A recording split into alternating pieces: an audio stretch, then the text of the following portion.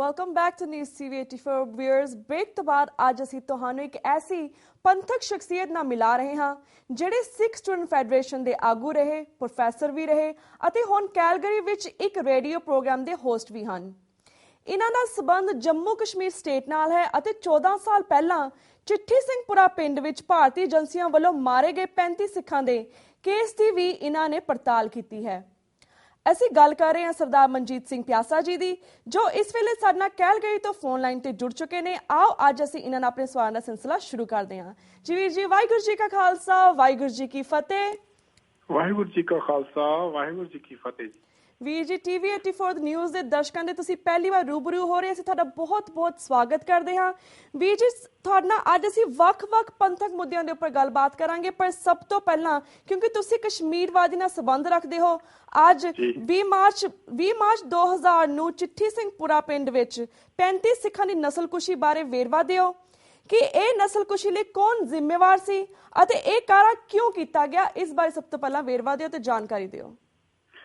ਹਾਂਜੀ, ਇਹ ਜਿਹੜਾ ਵੇਰਵਾ ਸੀ ਉਸ ਟਾਈਮ ਮੈਂ ਲੱਕੀਲੀ ਕਸ਼ਮੀਰ ਗਿਆ ਸੀ ਜੀ, ਤੇ ਕਿਉਂਕਿ ਮੇਰੀ ਵੀ ਕੁਝ ਜ਼ਿੰਮੇਵਾਰੀ ਇਸ ਕਰਕੇ ਬਣਦੀ ਸੀ ਕਿ ਮੈਂ ਕਿਸੇ ਟਾਈਮ ਸਿੱਖ ਸਟੂਡੈਂਟਸ ਫੈਡਰੇਸ਼ਨ ਦਾ ਜੰਮੂ ਕਸ਼ਮੀਰ ਦਾ ਕਾਰਜਕਾਰੀ ਪ੍ਰਧਾਨ ਵੀ ਸੀ। ਹਾਂਜੀ, ਤੇ ਜਿਸ ਵੇਲੇ 1990 ਦੇ ਵਿੱਚ ਕਸ਼ਮੀਰੀ ਪੰਡਤਾਂ ਦਾ ਉੱਥੋਂ ਮਾਈਗ੍ਰੇਸ਼ਨ ਹੋਈ, ਉਸ ਵੇਲੇ ਉੱਥੇ ਦੇ ਸਿੱਖਾਂ ਨੂੰ ਰੁਕਾਉਣ ਦੇ ਵਿੱਚ, ਉੱਥੇ ਕਸ਼ਮੀਰ ਰਹਿਣ ਦੇ ਵਿੱਚ ਅਸੀਂ ਕਾਫੀ ਰੋਲ ਪਲੇ ਕੀਤਾ ਸੀ। ਮੈਂ ਇਕੱਲੇ ਨਹੀਂ, ਬਹੁਤ ਸਾਰੇ ਸਾਥੀਆਂ ਨੇ ਜੀ। ਇਸ ਕਰਕੇ ਸਾਡੀ ਜ਼ਿੰਮੇਵਾਰੀ ਬਣਦੀ ਸੀ। ਤੇ ਜਿਸ ਵੇਲੇ ਇਹ ਕਾਰਾ ਹੋਇਆ 20 ਮਾਰਚ ਨੂੰ ਰਾਤ ਦੇ ਸਮੇਂ ਸੋਦਰ ਦੇ ਪਾਠ ਤੋਂ ਬਾਅਦ, ਜਦੋਂ ਸਿੰਘ ਗੁਰਦੁਆਰਾ ਸਾਹਿਬ ਚੋਂ ਨਿਕਲ ਰਹੇ ਸਨ ਤੇ ਉਹਨਾਂ ਨੂੰ ਅਚਾਨਕ ਘੇਰ ਕੇ ਲਾਈਨ 'ਚ ਖੜਾ ਕਰਕੇ ਤੇ ਉਹਨਾਂ ਨੂੰ ਗੋਲੀਆਂ ਨਾਲ ਭੁੰਨ ਦਿੱਤਾ ਗਿਆ ਜੀ। ਹੁਣ ਕਈ ਵਾਰੀ ਕਿਉਂਕਿ ਗਵਰਨਮੈਂਟ ਆਫ ਇੰਡੀਆ ਨੇ ਇਹ ਕਿਹਾ ਕਿ ਵੀ ਸਾਡਾ ਕੰਮ ਨਹੀਂ ਆ, ਮਿਲੀਟੈਂਟ ਦਾ ਹੈ। ਮਿਲੀਟੈਂਟ ਕਹਿੰਦੇ ਆ ਨਹੀਂ ਜੀ, ਇਹ ਰੈਨੀਗੇਟਸ ਦਾ ਹੈ। ਹਾਂਜੀ, ਬੇਸਿਕਲੀ ਇਹ ਦੇਖਣਾ ਹੈ ਕਿ ਇਸ ਕੰਮ ਦੇ ਵਿੱਚ ਇਹ ਕਿਸ ਸਮੇਂ ਹੋਇਆ ਤੇ ਕਿਸ ਇਹਦੇ ਪਿੱਛੇ ਇਹਦਾ ਫਾਇਦਾ ਕਿਸ ਨੂੰ ਸੀ। ਹਾਂਜੀ, ਸੋ ਸਭ ਤੋਂ ਪਹਿਲੀ ਗੱਲ ਇਹ ਸੀ ਕਿ ਜਿਹੜਾ ਅਮਰੀਕਾ ਦੇ ਜਿਹੜੇ ਪ੍ਰੈਜ਼ੀਡੈਂਟ ਕਲਿੰਟਨ ਸਨ ਉਸ ਟਾਈਮ, ਉਹਨਾਂ ਨੇ ਇੰਡੀਆ ਵਿਜ਼ਿਟ ਕਰਨਾ ਸੀ। ਔਰ ਇੰਡੀਆ ਗਵਰਨਮੈਂਟ ਹਰ ਵਾਰ ਇਹ ਕੋਸ਼ਿਸ਼ ਕਰਦੀ ਰਹੀ ਹੈ ਕਿ ਕਿਸੇ ਨਾ ਕਿਸੇ ਢੰਗ ਨਾਲ ਜਿਹੜੀ ਕਸ਼ਮੀਰ ਦੀ ਸਮੱਸਿਆ ਹੈ ਉਸ ਨੂੰ ਇੰਟਰਨੈਸ਼ਨਲ ਲੈਵਲ ਤੇ ਹਾਈਲਾਈਟ ਕੀਤਾ ਜਾਏ as a communal problem, not as a political problem. ਜੀ ਜੀ। ਤੇ ਇਸ ਕਰਕੇ ਉਹਨਾਂ ਨੇ ਪੰਡਤਾਂ ਦਾ ਵੀ ਜਿਹੜਾ ਮਾਈਗ੍ਰੇਸ਼ਨ ਜਿਹੜਾ ਸੀ ਉਹ ਕਰਵਾਇਆ 1990 ਦੇ ਸ਼ੁਰੂ ਤੋਂ ਲੈ ਕੇ ਐਂਡ ਤੱਕ। ਹਾਂਜੀ, ਤੇ ਬਾਅਦ ਵਿੱਚ ਉਸ ਵੇਲੇ ਜਦੋਂ ਇਹ ਕਲਿੰਟਨ ਨੇ ਇੱਥੇ ਆਉਣਾ ਸੀ ਤੇ ਇਸ ਪ੍ਰੋਬਲਮ ਨੂੰ ਹਾਈਲਾਈਟ ਕਰਨ ਵਾਸਤੇ ਉਹਨਾਂ ਨੇ ਉਸ ਵੇਲੇ, ਕਿਉਂਕਿ ਸਿੱਖਾਂ ਦੀ ਗਿਣਤੀ ਕਾਫੀ ਸੀ ਉੱਥੇ, ਤੇ ਦੂਰ ਦਾ ਇੱਕ ਪਿੰਡ ਚਿੱਠੀ ਸਿੰਘਪੁਰਾ ਨੂੰ ਚੁਣਿਆ, ਜਿਸ ਨੂੰ ਕਿ ਉਹਨਾਂ ਨੇ ਆਪਣੀ ਵਹਿਸ਼ਤ ਦਾ ਨਿਸ਼ਾਨਾ ਬਣਾ ਕੇ ਇੰਟਰਨੈਸ਼ਨਲ ਲੈਵਲ ਤੇ ਇਹ ਇੰਪ੍ਰੈਸ਼ਨ ਦਿੱਤਾ ਕਿ ਮਿਲੀਟੈਂਟਸ ਦਾ ਕੰਮ। ਹਾਂਜੀ। ਤੇ ਫਿਰ ਉਸ ਤੋਂ ਬਾਅਦ ਜੇ ਹੁਣ ਅਸੀਂ ਇੰਡੀਆ ਗਵਰਨਮੈਂਟ ਕਹਿੰਦੀ ਵੀ ਹੈਗੀ ਕਿ ਅਸੀਂ ਨਹੀਂ ਕੀਤਾ ਜੀ, ਪਰ ਉਸ ਦੇ ਨਾਲ ਹੀ ਇਮੀਡੀਏਟਲੀ 6 ਦਿਨਾਂ ਬਾਅਦ ਉਹਨਾਂ ਨੇ 5 ਮੁਸਲਿਮ ਨੌਜਵਾਨਾਂ ਨੂੰ ਅਲੱਗ-ਅਲੱਗ ਪਿੰਡਾਂ ਚੋਂ ਤੇ ਕੁਝ ਨੂੰ ਅਨੰਤਨਾਗ ਟਾਊਨ ਚੋਂ ਚੁੱਕ ਕੇ ਹਾਂਜੀ ਇੱਕ ਪਹਾੜੀ ਪਿੰਡ ਦੇ ਵਿੱਚ, ਜਿਸ ਨੂੰ ਪੱਥਰੀ ਬਲ ਕਹਿੰਦੇ ਆ, ਉੱਥੇ ਲੈ ਜਾ ਕੇ ਉਹਨਾਂ ਨੂੰ ਗੋਲੀਆਂ ਦਾ ਨਿਸ਼ਾਨਾ ਬਣਾ ਕੇ ਉਹਨਾਂ ਦੀਆਂ ਬੋਡੀਜ਼, ਫੇਸ ਵਗੈਰਾ ਪੂਰੇ ਡਿਸਟੋਰਟਡ ਕਰਕੇ ਉਹਨਾਂ ਨੂੰ ਪਛਾਣਿਆ ਨਾ ਜਾ ਸਕੇ ਜੀ। ਤੇ ਉਹਨਾਂ ਨੂੰ ਇਹ ਕਹਿ ਕੇ ਦਫਨ ਕਰ ਦਿੱਤਾ ਕਿ ਬਈ ਇਹ ਫੋਰਨ ਮਿਲੀਟੈਂਟ ਸੀ ਜਿਨ੍ਹਾਂ ਨੇ ਉਸ ਪਿੰਡ ਤੇ ਅਟੈਕ ਕੀਤਾ। ਹਾਂਜੀ। ਇਮੀਡੀਏਟਲੀ ਜਦੋਂ ਲੋਕਾਂ ਨੂੰ ਪਤਾ ਲੱਗ ਗਿਆ, ਇਵਨ ਜਿਹੜੇ ਉਹ ਸਿੰਘ ਸਨ, ਜਦੋਂ ਉਹਨਾਂ ਦਾ ਦੁਸਹਿਰਾ ਹੋਇਆ ਸੀ, ਜਦੋਂ ਉਹਨਾਂ ਦਾ ਭੋਗ ਪਿਆ, ਤੇ ਉਸ ਤੇ ਵੀ ਆ ਕੇ ਉਹ ਸਾਰੀ ਗੱਲ ਜਿਹੜੀ ਕਲੀਅਰ ਕਰ ਦਿੱਤੀ ਗਈ ਉਹਨਾਂ ਦੇ ਪੇਰੈਂਟਸ ਵੱਲੋਂ ਕਿ ਵੀ ਸਾਡੇ ਬੱਚੇ ਗਾਇਬ ਨੇ। ਹਾਂਜੀ। ਤੇ ਉਹਨਾਂ ਦੇ ਨਾਲ ਇਹ ਹਾਦਸਾ ਹੋਇਆ ਹੋਣਾ। ਹਾਂਜੀ। ਤੇ ਫਿਰ ਬਾਅਦ ਵਿੱਚ ਇਨਵੈਸਟੀਗੇਸ਼ਨ ਹੋਈ ਤੇ ਪਤਾ ਲੱਗ ਗਿਆ ਕਿ ਬਈ ਇਹ ਉਹ ਨੌਜਵਾਨ ਸੀ ਜਿਹੜੇ ਘਰੋਂ ਚੁੱਕ ਕੇ ਲੈ ਜਾ ਕੇ ਤੇ ਉਹਨਾਂ ਨੂੰ ਟਾਰਗੇਟ ਬਣਾ ਕੇ ਉਹਨਾਂ ਨੂੰ ਗੋਲੀਆਂ ਦਾ ਨਿਸ਼ਾਨਾ ਬਣਾ ਕੇ ਤੇ ਇਹ ਇੰਪ੍ਰੈਸ਼ਨ ਦਿੱਤਾ ਜੀ ਅਸੀਂ ਬੜੀ ਛੇਤੀ ਕਲਪਿਟਸ ਨੂੰ ਲੱਭ ਲਿਆ। ਜੀ ਜੀ। ਸੋ ਇਹ ਜਿਹੜੀਆਂ ਹਿੰਦੁਸਤਾਨੀ ਫੋਰਸਿਸ ਦੀਆਂ ਜਿਹੜੀਆਂ ਇਹ ਬੁਖਲਾਹਟ ਸੀ, ਹਾਂਜੀ, ਇਹ ਵੀ ਆਪਣੇ ਆਪ ਵਿੱਚ ਦੱਸਦੀ ਹੈ ਕਿ ਇਹਦੇ ਪਿੱਛੇ ਗਵਰਨਮੈਂਟ ਦਾ ਡਾਇਰੈਕਟ ਜਾਂ ਇਨਡਾਇਰੈਕਟ ਹੱਥ ਸੀ। ਜੀ ਬਿਲਕੁਲ ਜੀ। ਹਾਂਜੀ। ਤੇ ਵੀਰ ਜੀ, ਜਿਸ ਤਰ੍ਹਾਂ ਭਾਰਤੀ ਖੁਫੀਆ ਏਜੰਸੀਆਂ ਦਾ ਇੱਕ ਕੇਸ ਹੋਰ ਬਹੁਤ ਸਾਹਮਣੇ ਆਇਆ, ਜਿਸ ਤਰ੍ਹਾਂ ਪਿਛਲੇ ਦਿਨੀ ਭਾਰਤੀ ਖੁਫੀਆ ਏਜੰਸੀਆਂ ਦਾ ਇੱਕ ਏਜੰਟ ਜਿਸ ਤੇ ਜਰਮਨ ਸਰਕਾਰ ਨੇ ਸਿੱਖ ਸੰਸਥਾ ਦੀ ਜਾਸੂਸੀ ਕਰਨ ਦਾ ਦੋਸ਼ ਲਗਾਇਆ ਹੈ। ਇਸ ਕੇਸ ਨੂੰ ਤੁਸੀਂ ਕਿਵੇਂ ਵੇਖਦੇ ਹੋ? ਇਸ ਬਾਰੇ ਵੀ ਆਪਣੇ ਵਿਚਾਰ ਸਾਂਝੇ ਕਰੋ। ਬਿਲਕੁਲ ਭੈਣ ਜੀ, ਇਹ ਕੇਸ ਉਸੇ ਤਰ੍ਹਾਂ ਹੀ ਆ ਜਿਸ ਤਰ੍ਹਾਂ ਆਪਾਂ ਚਿੱਠੀ ਸਿੰਘ ਪਰਿਵਾਲੇ ਕੇਸ ਦੀ ਗੱਲ ਕਰਦੇ ਹਾਂ, ਕਿਉਂਕਿ ਹੈਰਾਨੀ ਦੀ ਗੱਲ ਇਹ ਆ ਕਿ ਇੰਟਰਨੈਸ਼ਨਲ ਲਾ ਇਹ ਕਹਿੰਦਾ ਕਿ ਤੁਸੀਂ ਕਿਸੇ ਵੀ ਕੰਟਰੀ ਦੀ ਹਾਂਜੀ ਦੇ ਵਿੱਚ ਆਪਣੇ ਸਪਾਈਜ਼ ਨੂੰ ਨਹੀਂ ਭੇਜ ਸਕਦੇ ਜੀ। ਉਸ ਦੇ ਬਾਵਜੂਦ ਇੰਟਰਨੈਸ਼ਨਲ ਲੈਵਲ ਤੇ ਵੱਡੀਆਂ ਜਿਹੜੀਆਂ ਕੰਟਰੀਆਂ ਨੇ ਉਹਨਾਂ ਦੀਆਂ ਆਪਣੀਆਂ ਜਾਸੂਸੀ ਏਜੰਸੀਆਂ ਹੈਗੀਆਂ ਤੇ ਉਹ ਕੰਮ ਕਰਦੇ ਆ, ਪਰ ਕੋਈ ਕਲੇਮ ਨਹੀਂ ਕਰਦਾ ਜੀ। ਇੰਡੀਆ ਨੇ ਵੀ ਅਗਰ ਮਤਲਬ ਲੋੜ ਉਹਨਾਂ ਨੂੰ ਨਾਲ ਦੀਆਂ ਆਸ-ਪਾਸ ਦੀਆਂ ਕੰਟਰੀਆਂ ਚ ਅਗਰ ਉਹ ਭੇਜਦੇ ਵੀ ਹੈਗੇ ਜੀ, ਯੂਰਪ ਜਾਂ ਨਾਰਥ ਅਮਰੀਕਾ ਦੇ ਵਿੱਚ ਉਹਨਾਂ ਨੂੰ ਆਪਣੇ ਏਜੰਟਸ ਭੇਜਣ ਦੀ ਲੋੜ ਨਹੀਂ ਸੀ, ਪਰ ਉਹ ਸਿਰਫ ਇਸੇ ਕਰਕੇ ਭੇਜ ਰਿਹਾ ਕਿ ਇੱਕ ਛੋਟੀ ਜਿਹੀ ਕੌਮ ਦੇ ਪਿੱਛੇ ਲੱਗੇ ਹੋਇਆ ਉਹਦਾ ਬ੍ਰਾਹਮਣੀਕਰਨ ਕਰਨ ਵਾਸਤੇ ਬਿਲਕੁਲ ਜਿਹੜੀਆਂ ਵੀ ਉਹ ਫੋਰਸਿਸ ਨੇ ਜਿਹੜੇ ਸਿੱਖੀ ਦੀ ਗੱਲ ਕਰਦੇ ਆ ਉਹਨਾਂ ਤੇ ਨਜ਼ਰ ਰੱਖਣ ਵਾਸਤੇ, ਉਹਨਾਂ ਦੀ ਰਿਪੋਰਟਿੰਗ ਵਾਸਤੇ। ਇਵਨ ਜਰਮਨੀ ਦੀ ਗੱਲ ਨਹੀਂ ਆ, ਹਾਂਜੀ, ਕੈਨੇਡਾ, USA ਜਾਂ ਹੋਰ ਕੰਟਰੀਆਂ ਦੇ ਵਿੱਚ ਵੀ ਇਹਨਾਂ ਦੇ ਏਜੰਟ ਜਿਹੜੇ ਇਹਨਾਂ ਦੇ ਸਫਾਰਤਖਾਨੇ ਆ, ਹਾਂਜੀ, ਉਹਨਾਂ ਦੇ ਵਿੱਚ ਇਹਨਾਂ ਨੇ ਰਾਹ ਔਰ CIB ਦੇ ਏਜੰਟ ਬਿਠਾਏ ਹੋਇਆ ਇਨ ਦਾ ਗਾਈਜ਼ ਆਫ ਐਂਬੈਸਡਰ। ਹਾਂਜੀ, ਸੋ ਉਸ ਚੀਜ਼ ਦੇ ਵਿੱਚ ਦੇਖਿਆ ਜਾਏ ਤੇ ਉਹ ਵੀ ਇਹਨਾਂ ਦੀ ਬੋਖਲਾਹਟ ਆ। ਜਿਸ ਤਰ੍ਹਾਂ ਹੁਣ ਤੁਸੀਂ ਸਾਰੀ ਦੁਨੀਆ ਜਾਣਦੀ ਆ ਕਿ ਸਰਬਜੀਤ ਸਿੰਘ ਦਾ ਇੱਕ ਕੇਸ ਹੋਇਆ ਸੀ ਜੀ, ਤੇ ਉਹ ਕਹਿਣ ਲੱਗਾ ਮੈਂ ਬਾਰਡਰ ਕ੍ਰਾਸ ਕਰਕੇ ਚਲਾ ਗਿਆ, ਜਾਂ ਉਸ ਤੋਂ ਪਹਿਲਾਂ ਪਾਕਿਸਤਾਨੀ ਜੇਲ੍ਹ ਚੋਂ ਇੱਕ ਰਿਹਾ ਹੋਇਆ ਇੱਕ ਬੰਦਾ ਕਸ਼ਮੀਰ ਸਿੰਘ ਸੀ। ਜਦੋਂ ਇਹ ਵਾਪਸ ਆਇਆ ਇਹਨੂੰ ਸੈਲੀਬ੍ਰੇਟ ਹੀ ਉਹਨਾਂ ਨੇ ਇਸ ਤਰ੍ਹਾਂ ਕੀਤਾ ਕਿ ਇਹ ਉਹਨਾਂ ਦਾ ਸਿਪਾਹੀ ਸੀ, ਉੱਥੇ ਗਿਆ ਹੋਇਆ ਜਾਸੂਸ ਸੀ ਜਿਹੜਾ ਬੜੀ ਮੁਸ਼ਕਲ ਨਾਲ ਸਜ਼ਾ ਕੱਟ ਕੇ ਵਾਪਸ ਆਇਆ ਤੇ ਬੜੀਆਂ ਉਹਨੂੰ ਜਾਇਦਾਦਾਂ ਹੋ ਰਿਹਾ। ਨਹੀਂ ਕਿ ਇੰਡੀਆ ਗੌਰਮੈਂਟ ਦੇ ਹਿਸਾਬ ਨਾਲ ਮੈਂ ਸਮਝਦਾ ਕਿ ਬੜੀ ਭਾਰੀ ਬੇਸ਼ਰਮੀ ਦੀ ਗੱਲ ਹੈ ਕਿ ਉਹ ਵੀ ਮੰਨਦੇ ਆ ਕਿ ਅਸੀਂ ਦੂਜੀਆਂ ਕੰਟਰੀਆਂ ਵਿੱਚ ਆਪਣੇ ਜਾਸੂਸ ਭੇਜਦੇ ਜੀ ਜੀ।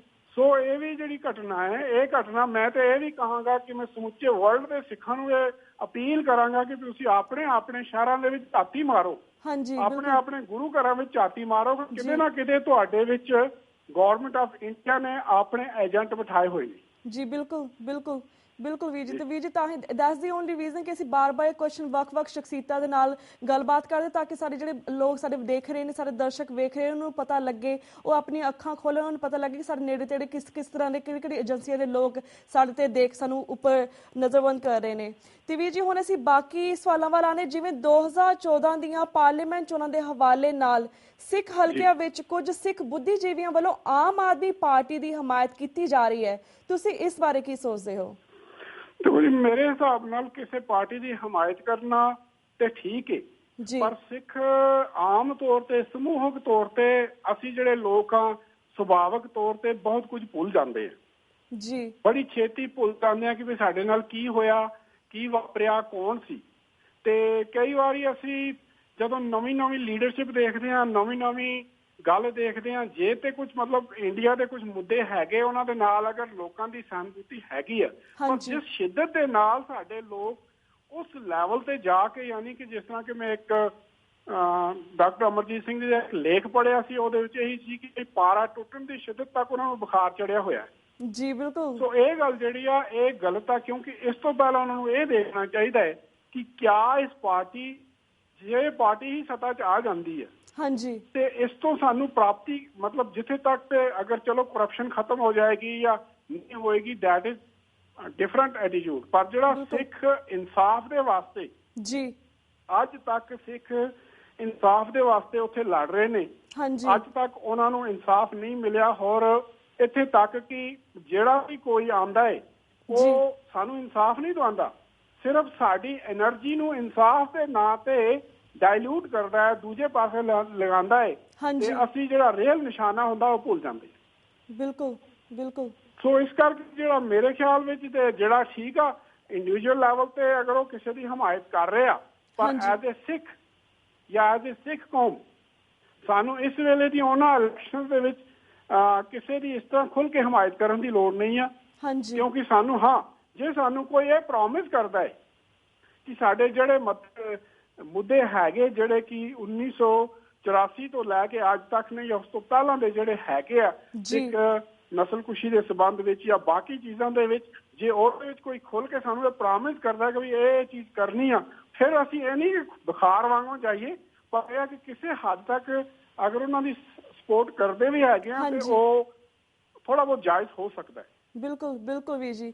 ਤੇ ਵੀਰ ਜੀ ਤੁਹਾਡੇ ਹੋਰ ਵੀ ਬਹੁਤ ਸਾਰੇ ਸਵਾਲ ਨੇ, ਕਿਉਂਕਿ ਤੁਸੀਂ ਸਾਡੇ ਪਹਿਲੀ ਵਾਰ ਰੂਬਰੂ ਹੋਏ। ਅਸੀਂ ਚਾਹਾਂਗੇ ਕਿ ਟੀਵੀ 84 ਦੇ ਦਰਸ਼ਕਾਂ ਦੇ ਨਾਮ ਵੀ ਤੁਸੀਂ ਐਟ ਦੀ ਐਂਡ ਕੋਈ ਸੁਨੇਹਾ ਜ਼ਰੂਰ ਦੇਵੋ। ਹਾਂਜੀ, ਮੇਰਾ ਇਹੀ ਸੁਨੇਹਾ ਹੋਏਗਾ ਕਿ ਦੇਖੋ, ਬਾਰ-ਬਾਰ ਅਸੀਂ ਸਾਨੂੰ ਐਕਸਪਲਾਈਟ ਕੀਤਾ ਜਾਂਦਾ ਫੋਰਸ। ਅਸੀਂ ਕਈ ਵਾਰ 84 ਦੇ ਦੰਗਿਆਂ ਦੀ ਵੀ ਗੱਲ ਕਰਦੇ ਹਾਂ, ਉਹਨੂੰ ਅਸੀਂ ਦੰਗੇ ਕਹਿੰਦੇ ਹਾਂ, ਪਰ ਹੈ ਤੇ ਉਹ ਨਸਲਕੁਸ਼ੀ ਸੀ, ਕਿਉਂਕਿ ਦੰਗੇ ਉਹ ਚੀਜ਼ ਹੁੰਦੀ ਆ ਜਿਹਦੇ ਵਿੱਚ ਦੋਨੋਂ ਕਮਿਊਨਿਟੀਜ਼ ਇਨਵੋਲਵ ਹੋਣ। ਜਿੱਥੇ ਇੱਕ ਵਿਕਟਮ ਹੋਵੇ ਤੇ ਦੂਜਾ ਅਗਰੈਸਰ ਹੋਵੇ। ਜਿਵੇਂ ਕਿ ਗੁਰੂ ਸਾਹਿਬ ਵੀ ਕਹਿੰਦੇ ਆ, ਉਹ ਜਦੋਂ ਕਹਿੰਦੇ ਇੱਤੀ ਮਾਰ ਪਈ ਕੁਰਲਾਣੇ ਤੈਂ ਕੀ ਦਰਦ ਨਾ ਆਇਆ, ਉੱਥੇ ਵੀ ਕਹਿੰਦੇ ਆ ਜੇ ਸਕਤਾ ਸਕਤੇ ਕੋ ਮਾਰੇ ਤਾਂ ਮਨ ਰੋਸ ਨਾ ਕੋਈ। ਸੋ ਇਸ ਕਰਕੇ ਜਿਹੜੀ ਸਾਡੇ ਨਾਲ ਉਸ ਵੇਲੇ ਦੀ ਜਿਹੜੀ ਟ੍ਰੈਜਡੀ ਹੋਈ ਆ, ਉਹ ਇੱਕ ਸੋਚੀ ਸਮਝੀ ਸਾਜ਼ਿਸ਼ ਸੀ। ਬਿਲਕੁਲ। ਤੇ ਉਸ ਸੋਚੀ ਸਮਝੀ ਸਾਜ਼ਿਸ਼ ਨੂੰ ਅਸੀਂ ਕਈ ਵਾਰੀ ਇਹ ਕਹਿੰਦੇ ਕਿ ਸਾਨੂੰ ਇਨਸਾਫ ਨਹੀਂ ਮਿਲਿਆ। ਇਨਸਾਫ ਦੇਗਾ ਕੌਣ? ਅਸੀਂ ਮੰਗਦੇ ਕਿਸ ਕੋਲੋਂ ਆ? ਜਿਹੜਾ ਸਾਡਾ ਕਾਤਲ ਹੈ ਉਸੇ ਨੂੰ ਅਸੀਂ ਆਪਣਾ ਆਦਿਲ ਬਣਾਉਂਦੇ ਆ ਤੇ ਉਹਦੇ ਕੋਲੋਂ ਜਾ ਕੇ ਇਨਸਾਫ ਮੰਗਦੇ ਆ, ਤੇ ਉਹਨੇ ਸਾਨੂੰ ਕਦੋਂ ਇਨਸਾਫ ਦੇਣਾ? ਹਾਂਜੀ ਬਿਲਕੁਲ। तो इंसाफ मेरे हिसाब नाल सानू आप लेना पैना है। हाँ जी बिल्कुल बिल्कुल वीर जी। ਤੇ ਵੀਰ ਜੀ ਇਸੇ ਤਰ੍ਹਾਂ ਫਿਰ ਤੋਂ ਅਸੀਂ ਤੁਹਾਨੂੰ ਸਿੱਖ ਸੰਗਤਾਂ ਦੇ ਰੂਬਰੂ ਕਰਵਾਉਂਦੇ ਰਵਾਂਗੇ, ਤੁਹਾਡੇ ਵਿਚਾਰ ਵੀ ਜਾਣਦੇ ਰਵਾਂਗੇ। ਪਰ ਅੱਜ ਸਾਡਾ ਵਕਤ ਹੁਣ ਸਮਾਪਤੀ ਵੱਲ ਜਾਏ, ਤੁਹਾਡੇ ਕੋਲ ਅਸੀਂ ਇੱਥੇ ਇਜਾਜ਼ਤ ਲੈਣੇ ਆ ਵੀਰ ਜੀ। ਵਾਹਿਗੁਰੂ ਜੀ ਕਾ ਖਾਲਸਾ, ਵਾਹਿਗੁਰੂ ਜੀ ਕੀ ਫਤਿਹ। ਵਾਹਿਗੁਰੂ ਜੀ ਕੀ ਫਤਿਹ। ਤੇ ਵੀਅਰਸ, ਅੱਜ ਅਸੀਂ ਤੁਹਾਡੇ ਕੋਲ ਵੀ ਇੱਥੇ ਇਜਾਜ਼ਤ ਲੈਣੇ ਹਾਂ। ਮੰਡੇ ਨੂੰ ਮਿਲਾਂਗੇ ਸੇਮ ਟਾਈਮ ਸੇਮ ਸ਼ੋਅ ਤੇ। ਤਦ ਤੱਕ ਲਈ ਵਾਹਿਗੁਰੂ ਜੀ ਕਾ ਖਾਲਸਾ, ਵਾਹਿਗੁਰੂ ਜੀ ਕੀ ਫਤਿਹ।